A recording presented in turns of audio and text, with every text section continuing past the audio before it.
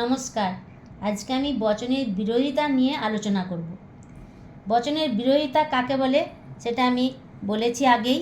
এখন বলছি বিভিন্ন ধরনের বিরোধিতাকে সহজে মনে রাখার জন্য যে ছক খাটা হয় তাকে বিরুদ্ধ চতুষ্কোণ বলে। এই ছক দু রকমের, সাধারণ বিরোধ চতুষ্কোণ ও অ্যারিস্টটলের চতুষ্কোণ। সাধারণ বিরোধ চতুষ্কোণ, এখানে একটা আমি ছক কেটেছি এ বর্গক্ষেত্র আকারে, এ ই আই ও।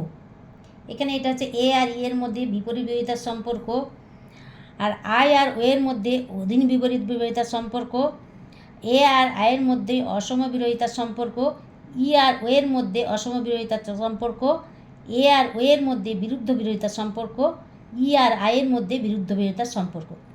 অ্যারিস্টটলের চতুষ্কোণে আছে এ আর ই এর মধ্যে বিপরীত বিরোধিতা আর আই ও ই এর মধ্যে বিরুদ্ধ বিরোধিতা। অ্যারিস্টটল এই দু প্রকার বিরোধিতাকে স্বীকার করেছেন। এখন বচনের বিরোধ সম্বন্ধে সাধারণ ছক ও অ্যারিস্টটলের ছকের সঙ্গে পার্থক্য আছে।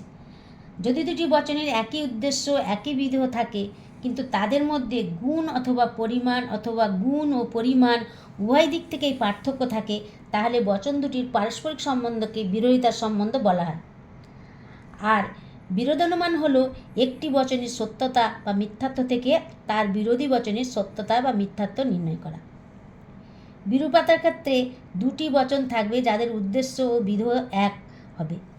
এ ই আই ও বচনের চার প্রকার বিরোধিতাকে একটি বর্গাকার ছকের সাহায্যে বোঝানো হয়েছে। বিরোধ চতুষ্কোণের সাধারণ মতবাদ এবং অ্যারিস্টটলের মতবাদের মধ্যে পার্থক্য আছে।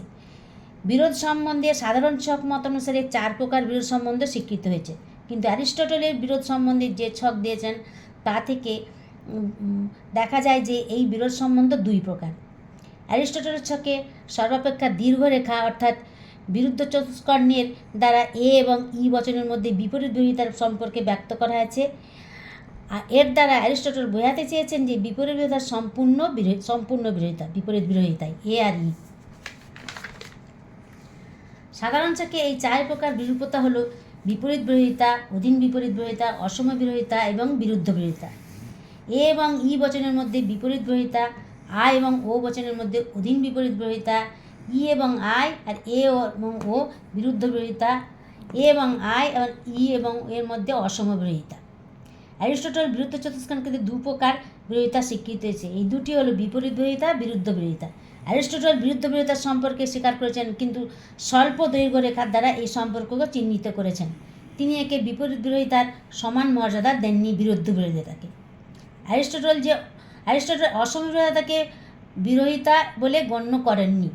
এ এবং আই, ই এবং ও এদের মধ্যে গুণের কোনো পার্থক্যই নেই বলে এরা একই সঙ্গে সত্য হতে পারে, কাজে এদের মধ্যে কোনো প্রকৃত বিরোধ নাই বলেছেন। অ্যারিস্টটল আই এবং ও বচনকে কোনো রেখার দ্বারা যুক্ত করেননি। এক্ষেত্রে বোঝানো হচ্ছে যে আই এবং এর মধ্যে অধীন বিপরীত বিরোধিতার সম্পর্ক স্বীকার করেননি, কারণ উভয়ই একই সঙ্গে সত্য হতে পারে। সুতরাং সাধারণ বিরোধ চতুষ্কোণের ক্ষেত্রে গুণ পরিমাণের অথবা গুণ ও পরিমাণের পার্থক্য থাকলেও আবশ্যিক শর্ত, সাধারণ এটা বিরোধ চতুষ্কোণ করতে আবশ্যিক শর্ত। আর অ্যারিস্টটলের বিরোধ চতুষ্কোণের আবশ্যিক শর্ত হলো দুটি বিরোধী বচন একই সঙ্গে সত্য বা মিথ্যা হতে পারে না। এখানে আমি সত্য মিথ্যার একটা ছক দিয়েছি। এই ছকের সাহায্যে ক্যাপিটালটিকে সত্য ধরে বা ক্যাপিটাল এফকে মিথ্যা ধরে অন্যান্য বচন সম্পর্কে সত্য বা মিথ্যা অনুমান করতে পারবে। আজকের ভিডিওতে আমি এই পর্যন্তই বললাম।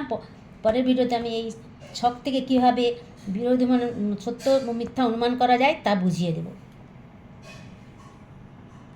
ধন্যবাদ।